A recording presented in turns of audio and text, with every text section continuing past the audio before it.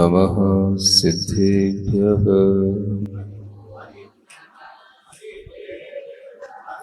ॐ नमः सिद्धेभ्यः।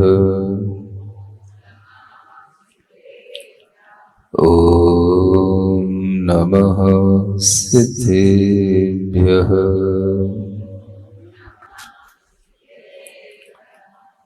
ओकारं बिन्दुसंयुक्तं नित्यं ध्यायन्ति योगिनः।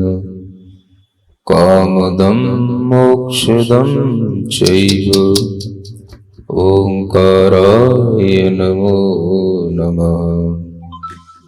अरहमित्यक्षरं ब्रह्म वाचकं परमेष्ठिनः। सिद्धचक्रस्य सद्बीजं सर्वतः प्रणमाम्यहम्।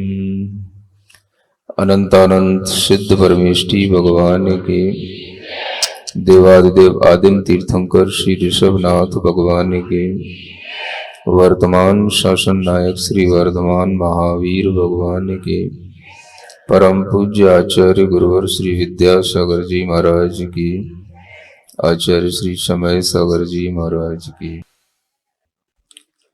न शीतलाश्चंदन चंद्र रश्मयो न गांगमंभो न च हारयष्टयः।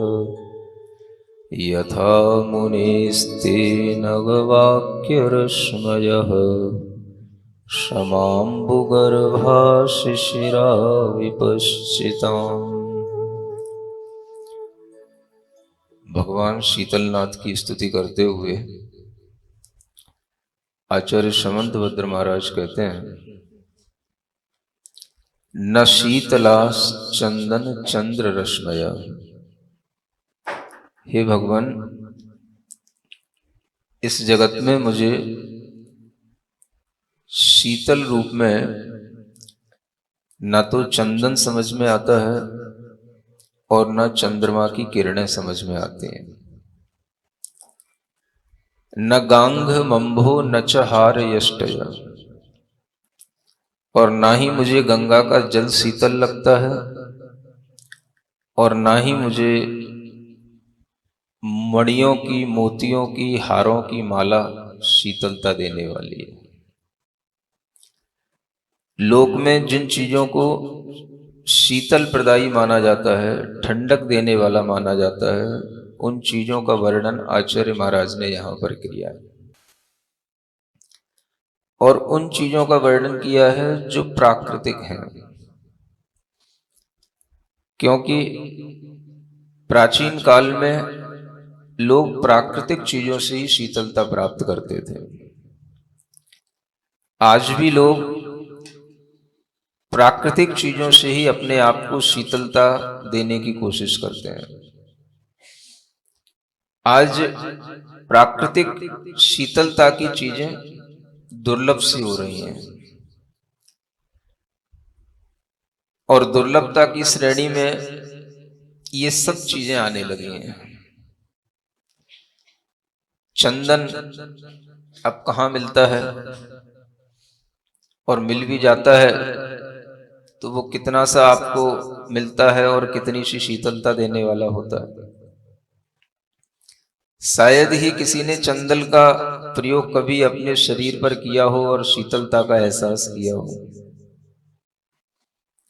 ये अलग बात है कि चंदन के नाम का कोई भी तेल आ सकता है, चंदन के नाम का कोई साबुन आ सकता है, लेकिन वह वास्तविक चंदन नहीं, और उससे प्राप्त होने वाली जो शीतलता है वो आपके लिए वास्तविक नहीं। प्राकृतिक रूप से पहले के लोग चंदन का बहुतायत से प्रयोग किया करते थे। शास्त्रों में, पुराणों में भी जब हम पढ़ते हैं तो अनेक प्रकार की इस तरह की वार्ताएं मिलती हैं जिनमें चंदन के प्रयोग की बात बताई जाती है। उस समय पर जब कोई मूर्छित हो जाता है या जब किसी को बहुत तीव्र दाह के कारण से किसी भी तरह की वेदना होती है तो उस समय पर चंदन का प्रयोग किया जाता है। गर्मी पहले भी रहती थी, गर्मी आज भी है। चंदन के जल का प्रयोग करना, चंदन का लेप करना, यह अपने आप में शीतल प्रदायी एक उपचार कहा जाता था और इसको लोग आसानी से करते थे।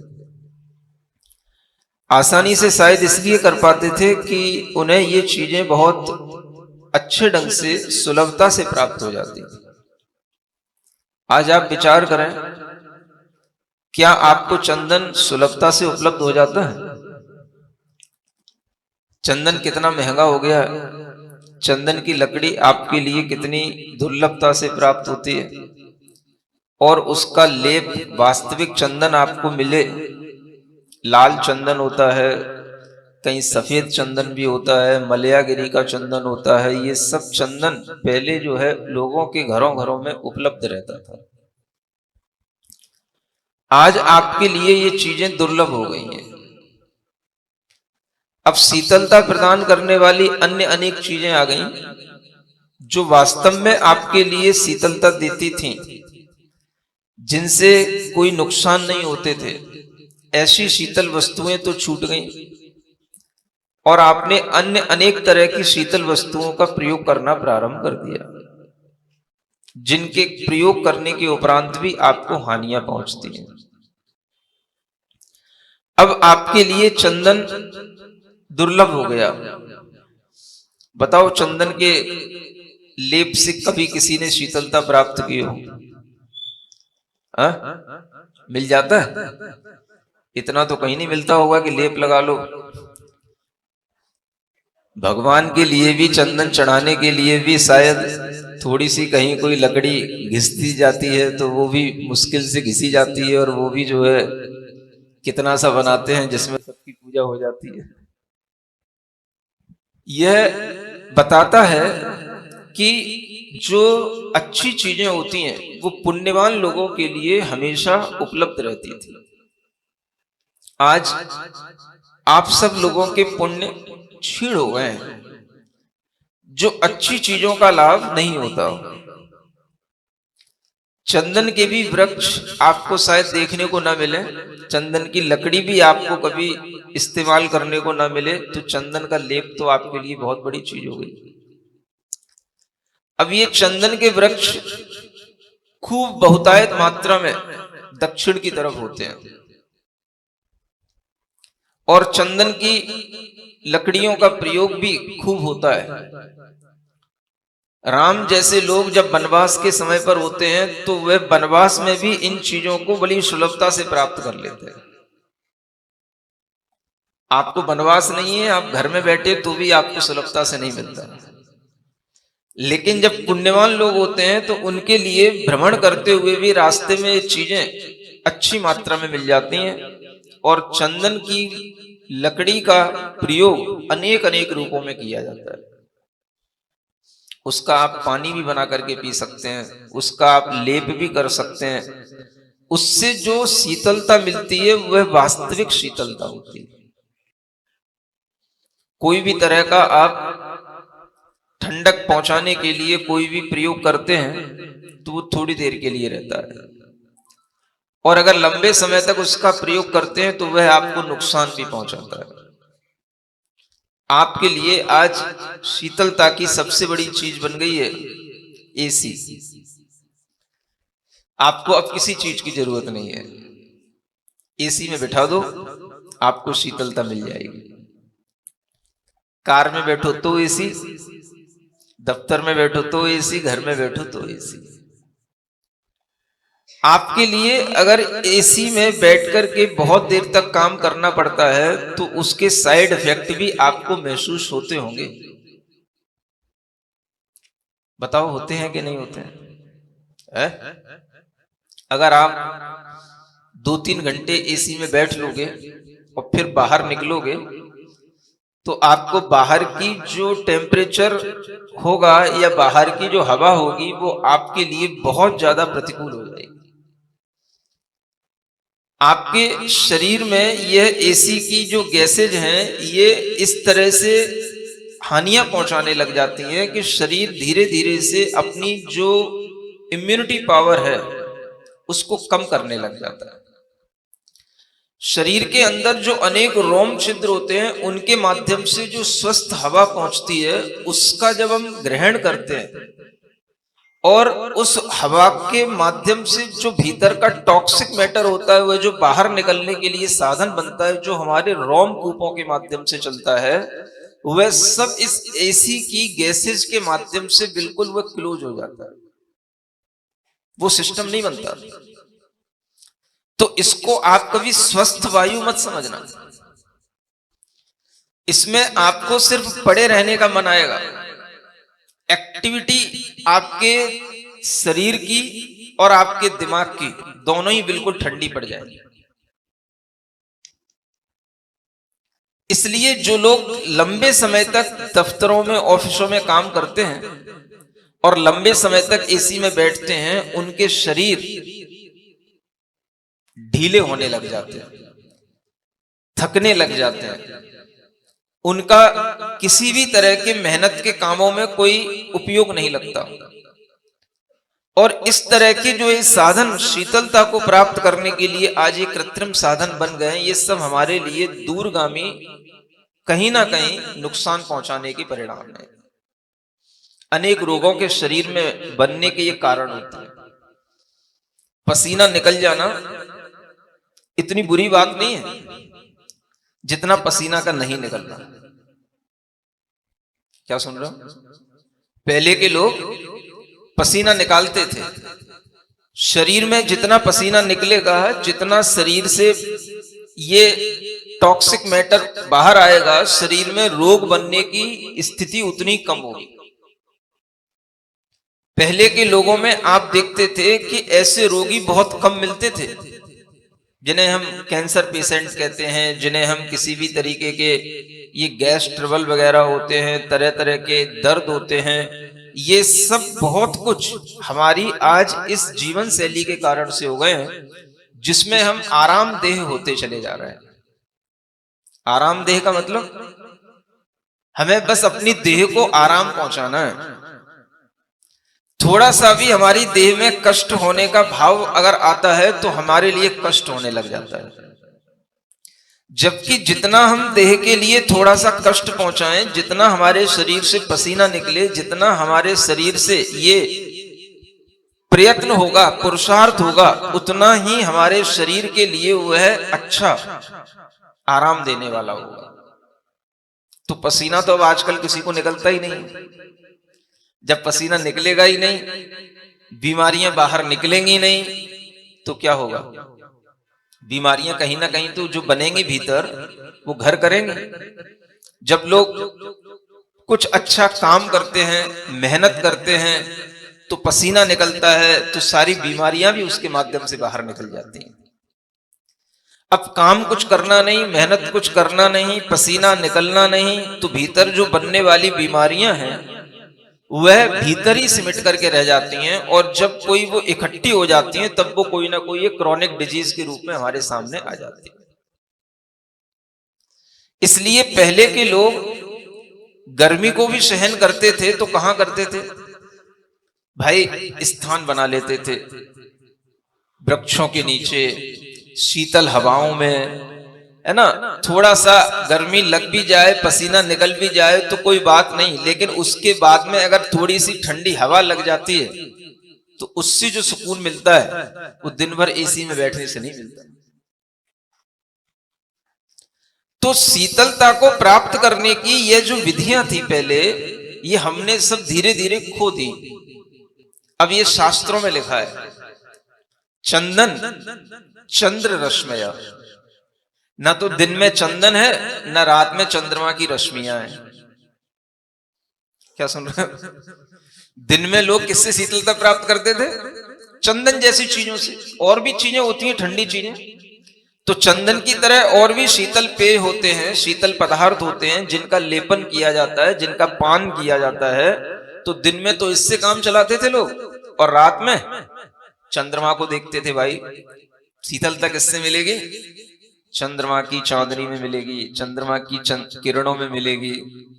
अब ना दिन में कुछ चंदन जैसी चीजें हैं, ना रात में चंद्रमा की किरणें हैं। जहां जिस घर में बैठ जाओ उस घर में आसपास इतना बंद मिलेगा कि आपको आकाश दिखाई नहीं देगा, चंद्रमा की किरणें आपके पास तक पहुंचेंगी नहीं। और छत पर तो अब कोई बैठता ही कहाँ है, और छत मिलती भी कहाँ है। सुन रहे हो? कंक्रीटों के जंगलों में बैठे हो आप लोग। कल जब आदित्य वर्ल्ड सिटी से चलते हुए आ रहे थे, देखते जाओ मीनारों की मीनारें, 36 मंजिला 42 मंजिला। उन मीनारों पर छत है कहां? फ्लैट ले लो, फ्लैट में जितना आपको स्थान मिला है बस वो स्थान आपका है, उसके ऊपर की छत आपकी नहीं है। वो छत तो किसी दूसरे ने है, उस पर अपनी बिल्डिंग बना रखी है। समझ में आ रहा है? अब देखा जाए तो आपके लिए न नीचे जमीन है न ऊपर छत है, बस आप जी रहे हो। ये सब देख करके ऐसा लगता है मुझे कि जैसे मैंने कुछ दिनों पहले एक कबूतर खाना देखा था। कबूतर खाना देखा आपने? जहां कबूतरों के दाने चुगने के लिए स्थान बनाया जाता है, वो एक मीनार सी बनाई जाती है।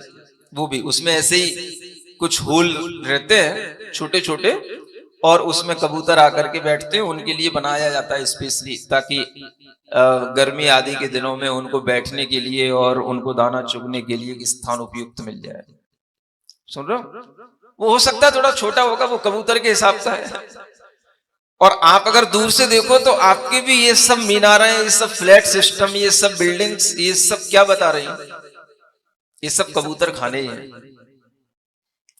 वो छोटे कबूतरों के लिए है, ये बड़े कबूतरों के लिए।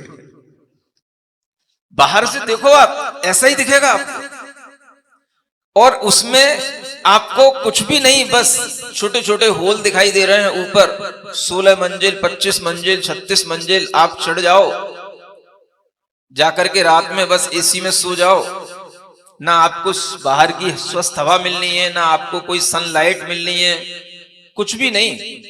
बाहर चाहे बारिश होती रहे चाहे आग बरसती रहे, बस आप अपने आप में अंदर उस एसी रूम में बैठे रहो, बस मस्त कि पस्त। वो मस्त नहीं है। अगर उसमें ज्यादा देर तक मस्त हो जाओगे तो पस्त पड़ जाओगे, फिर उठने की इच्छा नहीं होती। रोग नहीं होता है तो भी रोगी जैसा लगता है, नींद नहीं होती है तो भी नींद जैसी लगती है, आलस्य नहीं होता है तो भी लगता है कि आलस ही आ रहा है, स्वस्थता महसूस नहीं होती। आप ये चीजें धीरे धीरे भुलाते चले जा रहे हैं, और इसी कारण से अनेक तरह के रोग हमारे घर में, हमारे अपने शरीर में, हमारे अपने दिमाग में आते चले जा रहे हैं। आप कभी खुली हवा में सो करके देखो, खुली हवा में सोने पर जो आपको फ्रेशनेस मिलेगी, जो आपके शरीर में ऊर्जा मिलेगी, वह आपको कम सोकर के भी बहुत अच्छी ऊर्जा आपको खुली हवा में सोने से मिलेगी। अब आपके लिए चीजें सपनों की हो गई हैं। घर ही नहीं है खुली हवा में सोने के लिए, अगर खिड़की खोल दो तो मच्छर आ जाएंगे, है ना? हवा कहीं से आती नहीं है, और बाहर की हवा तो पता ही नहीं है कब बंद हो जाए कब चलने लगे, इसलिए महाराज एसी ही ठीक है।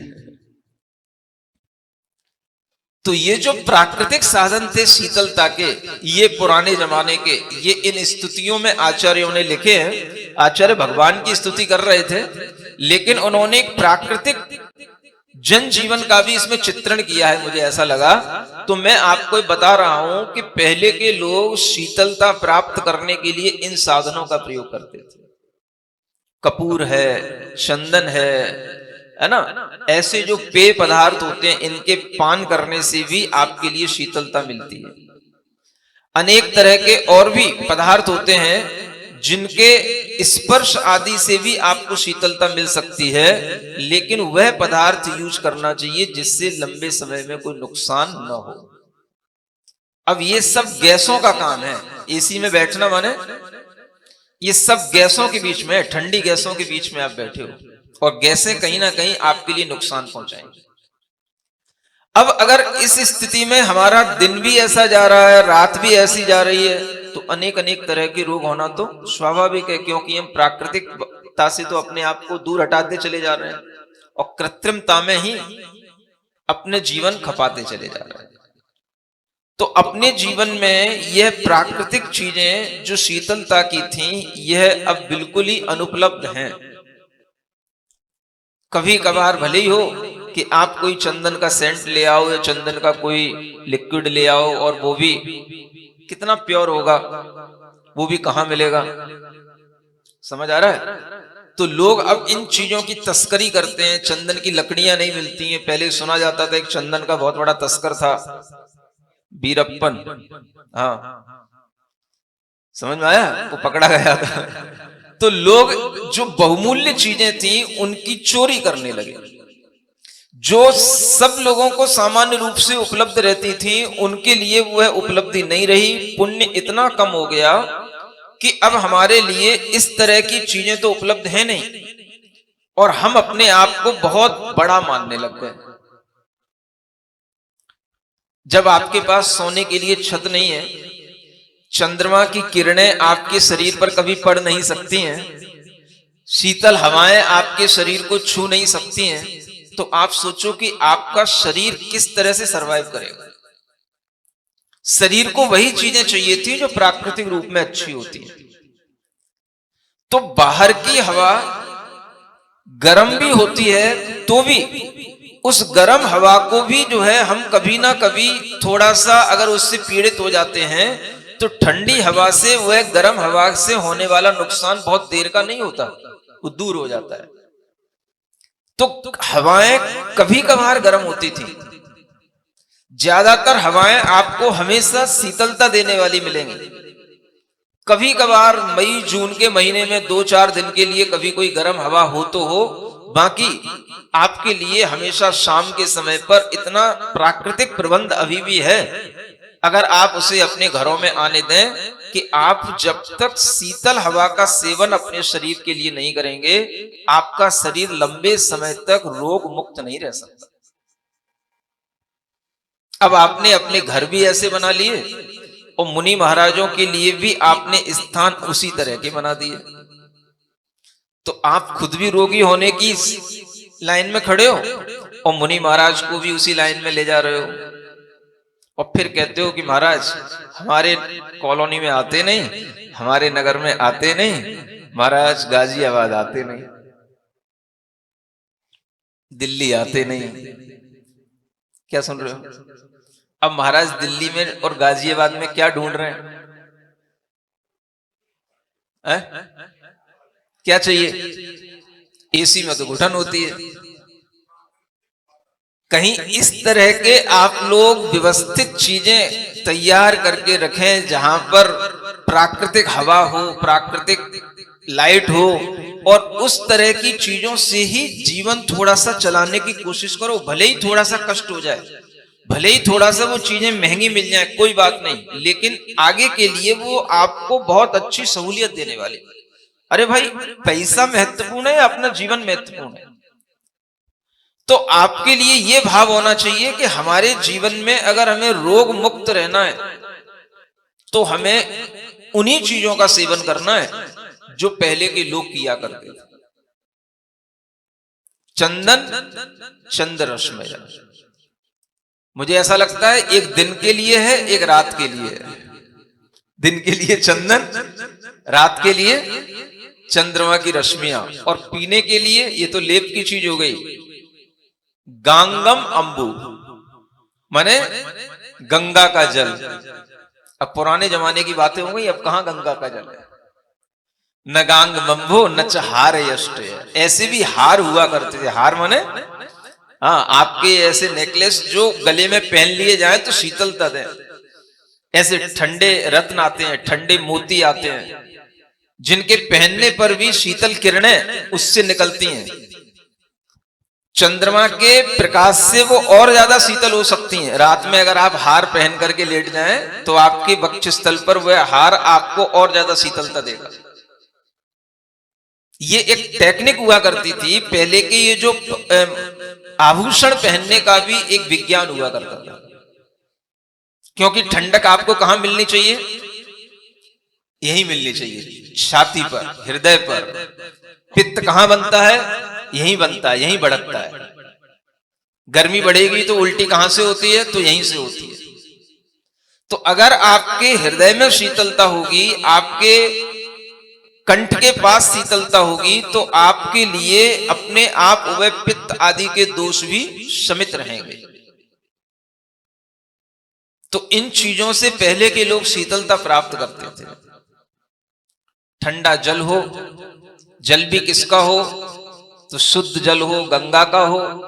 अब उस जल को भी और ठंडा बनाना है तो मटका रख लो, घड़ा रख लो, उसमें उसको ठंडा रखो। वह घड़ा ना मिले तो भी एक साधन बनता था। पहले के लोग, जैसे अभी भी कर सकते हो आप इस प्रयोग को, कि आपको अगर पानी ठंडा रखना चाहिए हो तो आप उस बर्तन को एक मोटे कपड़े से लपेट के रख दो। समझ में आ रहा है? और ठंडा चाहिए हो तो आप उसको उल्टा लटका के रख दो। लोटे में ऊपर कपड़ा बांध करके उल्टा लटका करके आप उसको 1 घंटा रख दो, आप देखो कि लोटा कितना ठंडा हो जाता है पानी से। माने वो पानी बहुत ठंडा हो जाता है। आप लोटा उल्टा करके रख दो, गिरेगा नहीं पानी। उसके ऊपर मोटा कपड़ा बांध दिया जाता है और उल्टा करके आप 1 घंटा सुबह 5 बजे से 6 बजे तक बस आप उसको लटका के रख दो। नेचुरल रूप से वो ठंडा होगा, वो आपको ठंडक देगा। और जो आप फ्रिज में रख करके ठंडा करते हैं, ये गैसों के माध्यम से ठंडा होता है। एक बार मैंने पढ़ा था 17 प्रकार की जहरीली गैसें फ्रिज से निकलती हैं, जो उस भोजन और पानी के साथ में मिक्स हो जाती हैं और वो आपके लिए फिर जो है बीमारी का कारण बनती हैं। कितने प्रकार की? 17 प्रकार की गैसें, जहरीली गैसें, क्लोरीन, फ्लोरीन जैसी, ये उससे निकलती हैं और इसके माध्यम से जो वह चीजों में वह गैसों का पुट आ जाता है, वो मिक्स हो जाती है। वो फिर हमारे लिए जब शरीर में पहुंचती हैं तो वो अनेक तरीके की बीमारियां क्रिएट करती हैं। अब आप सोचो कि शीतल पानी को प्राप्त करने की भी सामान्य विधियां हमने छोड़ दी। भाई घड़े आज भी मिलते हैं। अगर आपको अपना स्टैंडर्ड दिखाना है तो मैं कहता हूं आज बहुत अच्छा समय स्टैंडर्ड दिखाने का। बोलो घर मेरा बहुत अच्छा है लेकिन पानी में घड़े का पीता हूं। वो जमाने गए जब लोग देखते थे कि आपके घर में फ्रिज है कि नहीं। आप आज जितना नेचुरल चीजों से जुड़ोगे, जितना आप आज अपने आप को सामान्य स्रोतों से जोड़ करके रखोगे, प्राकृतिक चीजों से जोड़ करके रखोगे, उतना ही आपके लिए भी अच्छा लगेगा। और जो दूसरे लोग घर में आएंगे वो भी देखते हैं भाई इनके पास में सब कुछ है लेकिन पानी तो ये घड़े का पीते हैं। ये समझदार लोग हैं। ये समझदारी का एक स्टेटस है। भीड़ चाल का स्टेटस तो अब खत्म हो गया। आज भी आप देखोगे बड़े बड़े जो अंबानी जैसे लोग हैं, उनके घरों में भी मुझे बताया था किसी ने कि मिट्टी के ही तवे पर आज रोटी बनती है उनके यहां पर। सुन रहे हो? हाँ, मिट्टी के ही बर्तन यूज करते हैं आज भी घरों में। आप कहोगे कि ये सब तो पुराने जमाने की चीजें। पुराने जमाने की चीजें नहीं है। पुराने चीजों को नई मशीनों के माध्यम से, नई टेक्निक के माध्यम से भी आज बहुत अच्छे तरीके से प्रयोग में लाया जा रहा है।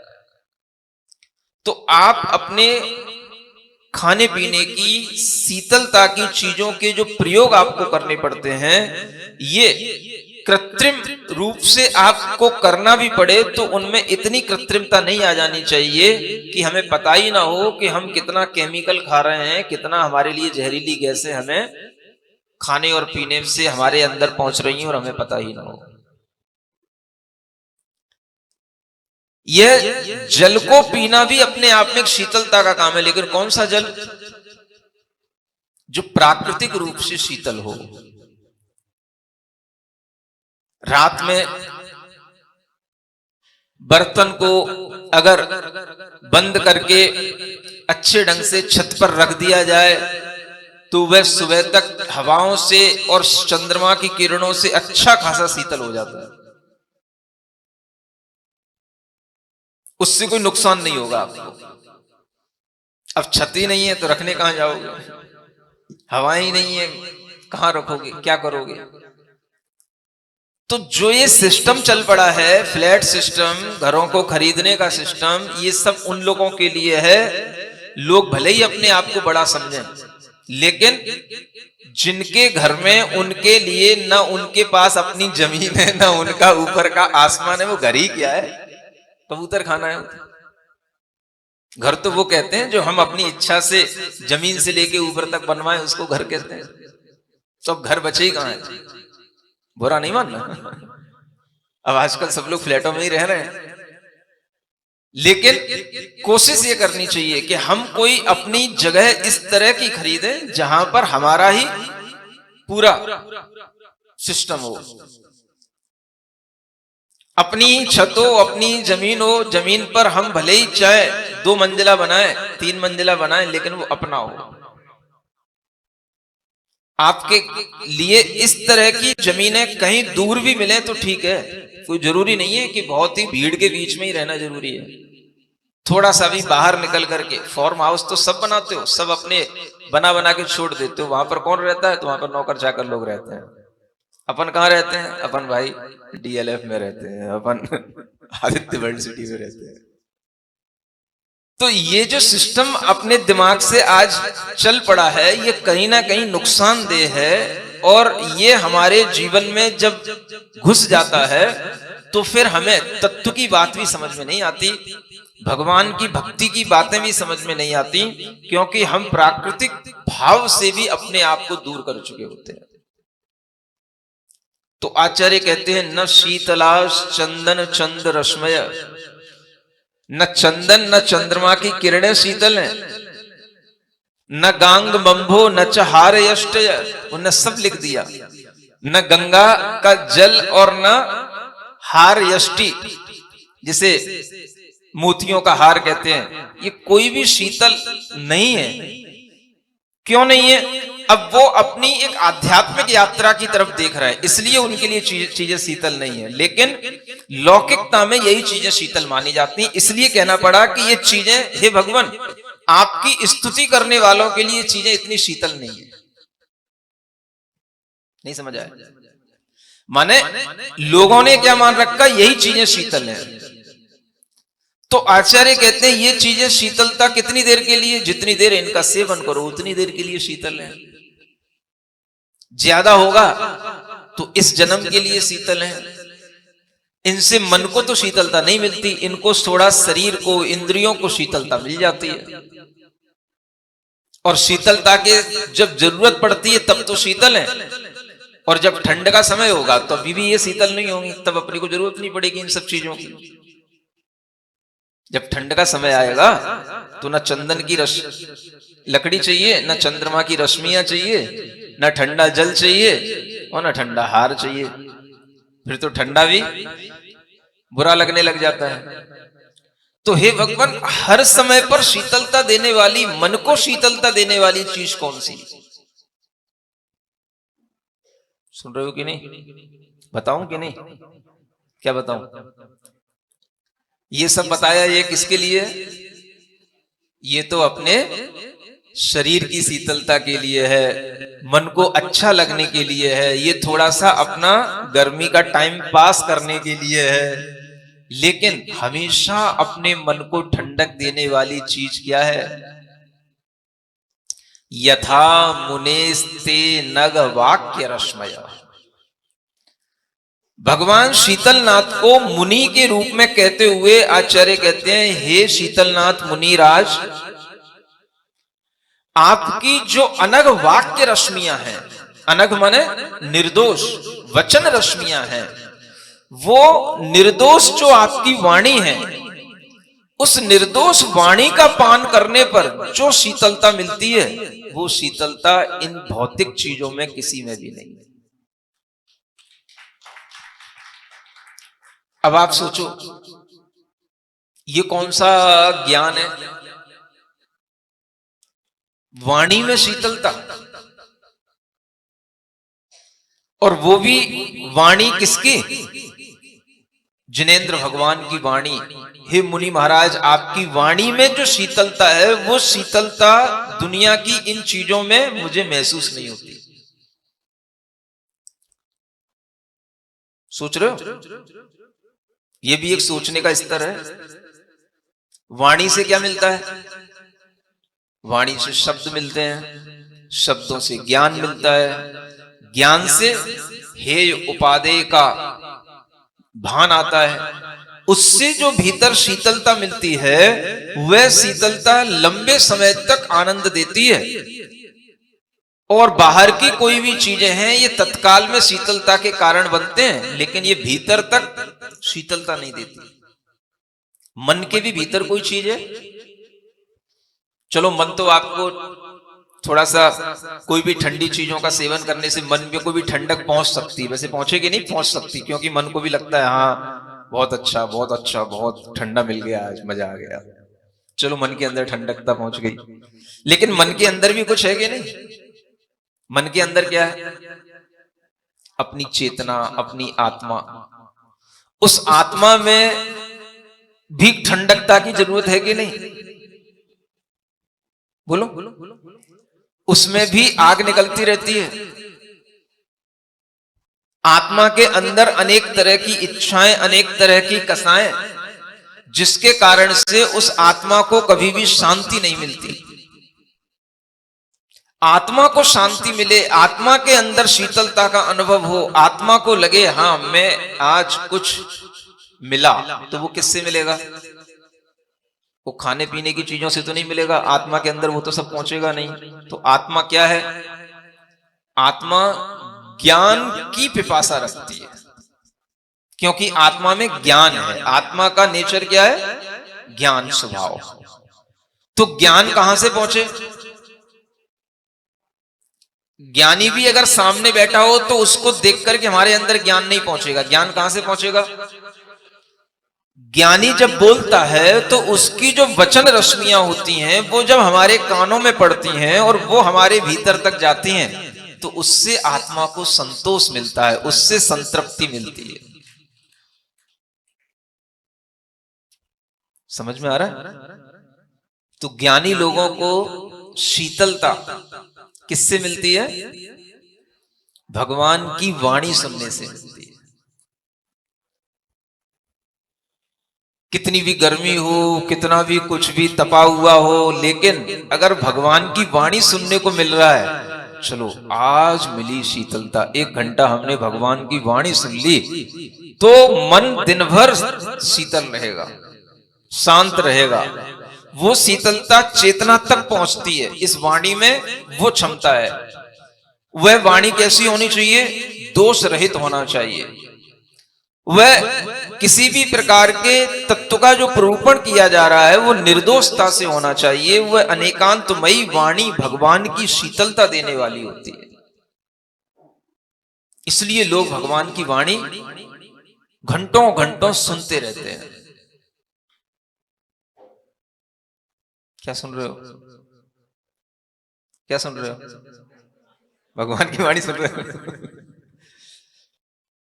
आचार्य समंतभद्र महाराज ने जो शीतलनाथ भगवान की स्तुति की, उनके लिए भी वह शीतलनाथ भगवान की स्तुति इसी रूप में शीतलता देने वाली हुई, तो हमारे लिए भी शीतलता देने वाली होगी। हे मुने, आपकी जो वाक्य रश्मियां इतनी शीतलता देने वाली हैं, वो क्यों देती हैं? क्षमाम्बु गर्भा शिशिरा विपश्चिताम। विपश्चित बोलते हैं जो बुद्धिमान होते हैं। अब देखो एक बात आ गई यहां पर, भगवान की वाणी से शीतलता किनको मिलेगी? बुद्धिमानों को मिलेगी। विपश्चिताम, यूं नहीं कहा पंडितों को मिलेगी। विपश्चित माने बुद्धिमान, बस बुद्धि होनी चाहिए। बुद्धि सबके पास है। बोलो, बुद्धि विहीन तो कोई नहीं है ना। लेकिन सही बुद्धि उसी की कहलाती है जो जिन वाणी को सुनने पर आनंदित हो रहा हो, तो वो अपने आप में समझ ले कि मैं बुद्धिमान हूं। भगवान की वाणी सुनने पर उसे मन प्रसन्न हो तो समझ लो मैं बुद्धिमान हूं।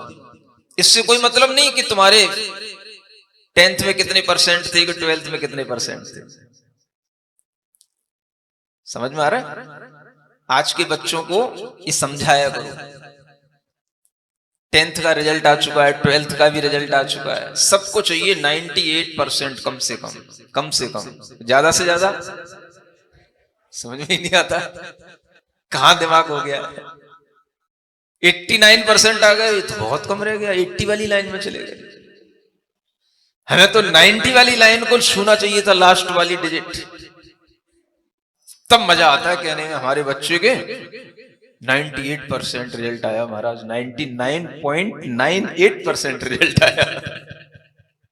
समझ में आ रहा है? तब लगता है हाँ बच्चा इंटेलिजेंट है। हम ऐसे बच्चों को भी इंटेलिजेंट नहीं कह सकते।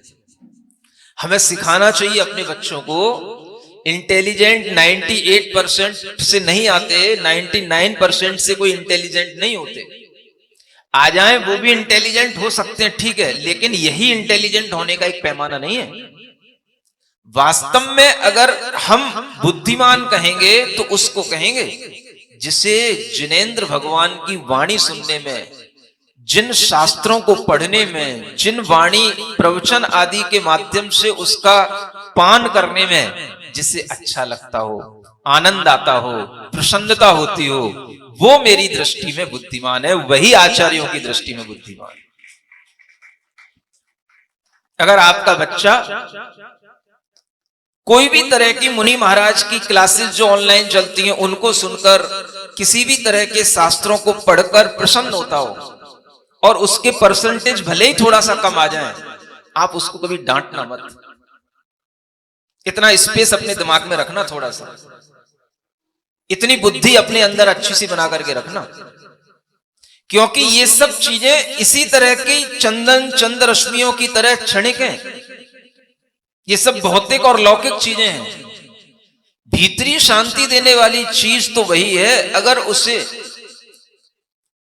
रत्नकरण श्रावकाचार पढ़ने में, तत्वार्थ सूत्र पढ़ने में, सुनने में मन लगता है, और अगर उसका कहीं फिजिक्स में, इंग्लिश में या मैथ में कोई नंबर कहीं कुछ कम भी रह गए हैं, तो कभी उससे ये मत कहना कि बेटा तू पढ़ता लिखता कम है या तेरी बुद्धि कम है।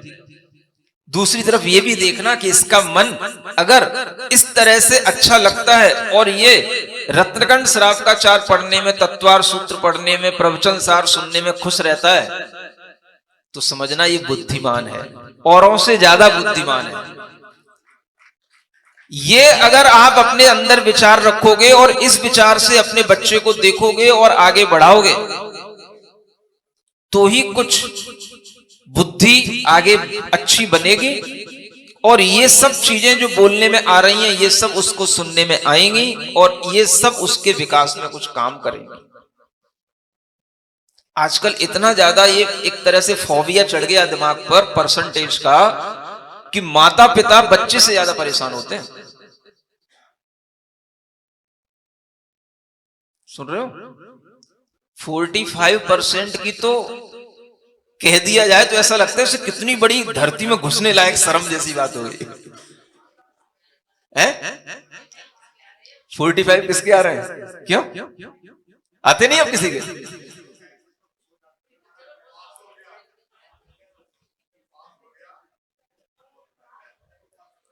मतलब ये तो कभी सुनने में आता ही नहीं, कोई भी कभी कहता ही नहीं कि मेरे बच्चे की 45% आए महाराज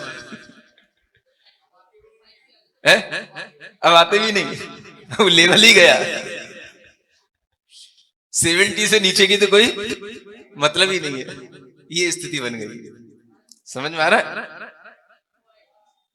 तो आप ये सोचो कि आपके समय पर कितना परसेंटेज का लेवल रहता था, कितनी पढ़ाई होती थी, और उस पढ़ाई में भी अगर कभी इतिहास में, भूगोल में, हिंदी के पेपरों में भी अगर 45 नंबर आ जाते थे तो भी बहुत बड़ी बात होती थी।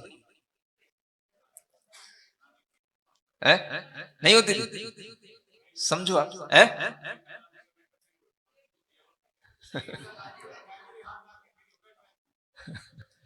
तो मैं वही तो कह रहा हूं ये फेल हो गया, फेल हो गया, ये फेल हो गया, ये आपकी दृष्टि में फेल हो गया। मैं यही कहना चाह रहा हूं, अपने बच्चों को ये सिखाओ, बेटा ये भौतिक जगत की चीजें हैं और ये आध्यात्मिक जगत की चीजें हैं। दोनों चीजों में आध्यात्मिक जगत की चीजें आपको लंबे समय तक काम आएंगी, इस जन्म में भी काम आएंगी, अगले जन्म में भी काम आएंगी। इसलिए इस प्रकार की जो आध्यात्मिक शिक्षाएं हैं, जो हमें जैन तत्व ज्ञान के माध्यम से हमें दी गई हैं और हमें भगवान की वाणी से मिली हैं, इनको भी बेटा पढ़ो, इनको भी सीखो। और इसमें अगर तुम्हारा इंटरेस्ट आता है, भले ही तुम्हारा लौकिक क्षेत्र में, लौकिक पढ़ाई में कोई परसेंटेज कम हो जाए, कोई बात नहीं, हम तुम्हें विपश्चित कहेंगे, विद्वान कहेंगे, बुद्धिमान कहेंगे, हम तुम्हें इंटेलिजेंट कहेंगे। ये साहस तो माता पिताओं को पैदा करना पड़ेगा। बच्चे के अंदर तो बाद में आएगा ये साहस। आप सोचो पहले। आचार्य कहते हैं जो विपश्चित होते हैं, बुद्धिमान होते हैं, वो उस वाणी को महत्व देते हैं जो समाम्बु गर्भा, जिसके गर्भ में माने जिसके अंदर सम भाव की बातें भरी हो, सम शांति, शांति का उपदेश हो, जहां जिसको सुनने से, पढ़ने से मन को तृप्ति मिले, शांति मिले। ऐसा ज्ञान हमारे लिए शीतलता देने वाला है। वो समभाव से, प्रसम भाव से भरा हुआ ज्ञान होना चाहिए। किन्हीं भी किताबों को पढ़ लो, उठा लो, देख लो, किसी भी किताब से कोई हे उपादेय का ज्ञान नहीं होता। क्या हमारा है, क्या तुम्हारा है, मेरा स्वरूप क्या है, मैं कौन हूं, ये जब तक हमारे अंदर ज्ञान नहीं आएगा तब तक भीतर से ठंडक नहीं आएगी। ये ठंडक भरा हुआ ज्ञान है। हमारी चेतना, हमारे जीव तत्व हमारे लिए उपादेय है। बाकी यह जो शरीर आदि के साथ होने वाली क्रियाएं हैं, ये तो केवल जीवन चलाने के लिए हैं, ये उपादेय नहीं है, ये हमेशा हमारे काम में आने वाली नहीं है। हमारा जीव तत्व उपादेय है, बाकी ये तो सब आश्रव और बद्ध की क्रियाएं हैं बेटा। इनसे तो कर्मों का आश्रव होता है। जितनी ज्यादा तुम तृष्णा करोगे, जितनी ज्यादा डिजायर अपने अंदर रखोगे, जितनी ज्यादा लालसा अपने अंदर रखोगे, उतनी ज्यादा भीतर से दुखी रहोगे। अपने मन की इन तृष्णाओं को जितना शांत करोगे, उतना ही भीतर से तुम्हारे अंदर शीतलता उत्पन्न होगी। ये कब सिखाओगे बच्चों को? पहले महाराज हम तो सीख लें तब बच्चों को सिखाएंगे। तो इसका मतलब ये है कि तुम ही व्यवधान हो बच्चों तक सीखने के लिए। न तुम सीख रहे हो और न आगे की पीढ़ी को सीखने देते हो। सबसे आगे आकर के पहले तुम ही बैठ जाते हो और बच्चों को आने नहीं देते हो, और वो नहीं आ पाए इसीलिए तुम पहले आकर के बैठ जाते हो। और तुमको सीखना नहीं, क्योंकि तुम्हारी जिंदगी हो चुकी है पूरी। अब तो फ्री की जिंदगी जी रहे हो, बस बोनस वाली। जितनी जीनी थी वो तो जी ली है? तो जिनको जीना है अभी लंबे समय तक, उनको सिखाओ ठंडक किसमें है, कौन से ज्ञान में ठंडक मिलेगी। जब तक तत्व ज्ञान नहीं आएगा बेटा, तब तक इस फिजिक्स, केमिस्ट्री, मैथ के ज्ञान से कोई ठंडक नहीं मिलेगी। इससे तो आकुलता बढ़ेगी। समाम्बु गर्भा शिशिरा, शिशिर माने ठंडा ठंडा, शिशिर, शिशिर ऋतु का जैसे बोलते हैं ना, हाँ, ऐसा ठंडी ठंडी ज्ञान की बौछार भगवान की वाणी से मन तक, चेतना तक पहुंचने वाली होती है। ऐसी वाणी का हम कभी थोड़ा सा एक वेटेज तो दें, कभी उसको हम भाव तो दें। हमारे लिए तो उस वाणी का कोई भाव ही नहीं है कि इस वाणी में कोई ठंडकता है, इस वाणी में लंबे समय तक हमारी आत्मा को शीतलता देने वाली कोई चीज है। ऐसा कौन सा ज्ञान है, चलो हम सीखें। बोलो। इसलिए आप लोगों को सुनाया तो था पीछे, जैन धर्म सीखो। अगर डिग्री लेकर के ही सीखना है तो डिग्री लेकर के सीखो, कोई बात नहीं। इसलिए एक सिस्टम शुरू किया, अभी बताया था ना आपको, हाँ, रीवा यूनिवर्सिटी से बीए एमए जैनोलॉजी में एंट्री ले लो, जैन धर्म पढ़ना सीखो। 4 साल पढ़ोगे, डिग्री भी मिलेगी और ज्ञान भी मिलेगा, तो कुछ थोड़ा सा शीतलता का काम बनेगा भीतर से। हम तो कितनी देर तक आपको शीतलता देंगे? आज है, कल का ठिकाना नहीं है। बोलो। और लंबे समय तक अगर 4 साल तक पढ़ोगे, 4-5 साल तक, तो फिर हमारा भी आशीर्वाद मिलता रहेगा, क्योंकि पढ़ किससे रहे हो? नहीं समझ में आया? तो दोनों काम बनते रहेंगे, ज्ञान भी मिलता रहेगा, महाराज का आशीर्वाद भी मिलता रहेगा, और जब तक पढ़ते रहोगे, आगे बढ़ते रहोगे और सुनाते रहोगे, तब तक आपको हम भी याद आते रहेंगे, और आपके लिए अपने आप घर बैठे आपको आशीर्वाद भी मिलता रहेगा। तो आपके ऊपर हमेशा कृपा भी बनी रहेगी, जिनवाणी की भी और जिन गुरु की भी। साधन तो यही है। क्या करना? ठंडक किसमें मिलेगी? अब भले ही एसी में बैठ जाओ, कोई दिक्कत नहीं, लेकिन एसी में बैठ करके पढ़ो तो क्या, सो तो नहीं। सोने के टाइम पे सो लो, लेकिन जब जगो तो जिनवाणी तो पढ़ो, कम से कम एसी में बैठ करके, है ना? तो ये सिस्टम से जुड़ने की कोशिश करो। अगर ज्ञान हमारे अंदर आएगा, ज्ञान पर हमारे अंदर विश्वास बढ़ेगा, तो हमारे अंदर हमेशा चेतना रहेगी, भीतर से शांति रहेगी, ठंडक बनी रहेगी। सुन रहे हो? बाहर कितना भी कुछ भी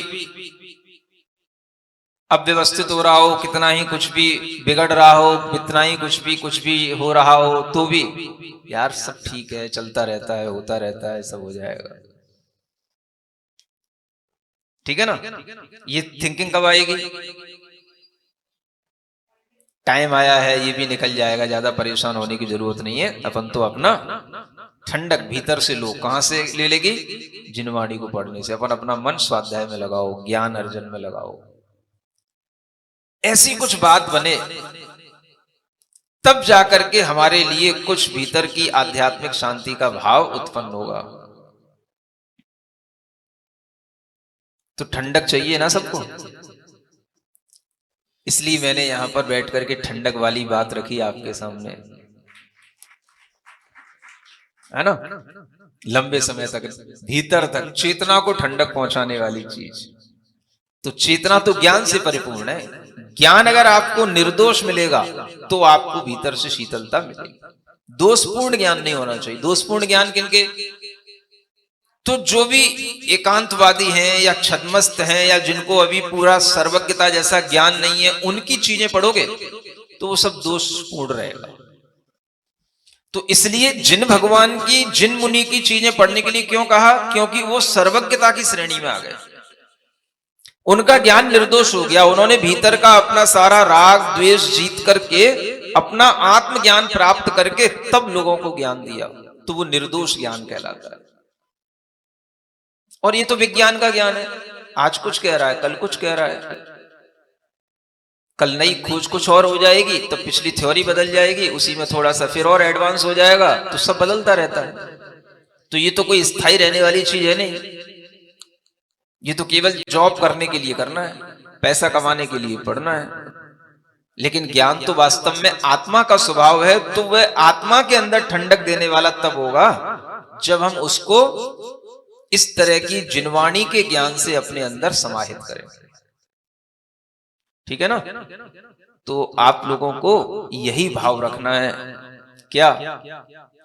मेरे भगवन मुझे एक बार तू आगाह कर देना, मेरे भगवन मुझे एक बार तू आगाह कर देना, जब भी हो शाम जीवन की मुझे इतलाह कर देना, मुझे एक राह कर देना, तू हुआ गीला मेरा तन तो कई सौ बार पानी से हुआ गीला मेरा जीवन कई सौ बार पानी से नहीं भीगा हृदय मेरा नहीं भीगा मेरा कभी भी चैन वाणी से कभी भी जैन वाणी से मुझे वो भक्ति सिखला दो मुझे ये वो भक्ति सिखला दो जो मन के मैल धो डाले जो मन के मैंने धो डाले रहे बस ध्यान चरणों का रहे बस ध्यान चरणों भी हो शाम जीवन की मुझे इत्तलाह कर देना जो रे हो शाम जीवन की मुझे एक राह कर देना ओम अरहम नमः ओम अरहम नमः ओम अरहम नमः ओम अरहम नमः ओम अरहम नमः 5 क्लैपिंग है ना 5 तरह की तालियां पहली ये वाली ओम अरहम नमः ओम अरहम नमः ओम अरहम नमः ओम अरहम नमः दूसरी इस तरह अरहम नमः ओम अरहम नमः ओम अरहम नमः ओम अरहम नमः ओम अरहम नमः ओम अच्छे से अरहम नमः ओम अरहम नमः ओम अरहम नमः ओम अरहम नमः ओम अरहम नमः ओम अरहम नमः तीसरी ओम अरहम नमः ओम अरहम हथेली के नमः पर्वतों को आपस में अरहम नमः ओम अरहम नमः ओम अरहम नमः ओम अरहम नमः ओम अरहम नमः ओम अरहम नमः ओम अरहम नमः चौथी अपनी ओम हथेलियों को नीचे अरहम नीचे की हथेलियों को नमः ओम अरहम नमः ओम अरहम नमः ओम अरहम नमः ओम अरहम नमः ओम अरहम नमः ओम अरहम नमः ओम अरहम नमः ओम अरहम नमः ओम अरहम नमः ओम पांचवी पूरी अरहम नमः ओम अरहम नमः ओम अरहम नमः ओम अरहम नमः ओम अरहम नमः ओम अरहम नमः ओम अरहम नमः ओम अरहम नमः ओम अरहम नमः ओम अरहम नमः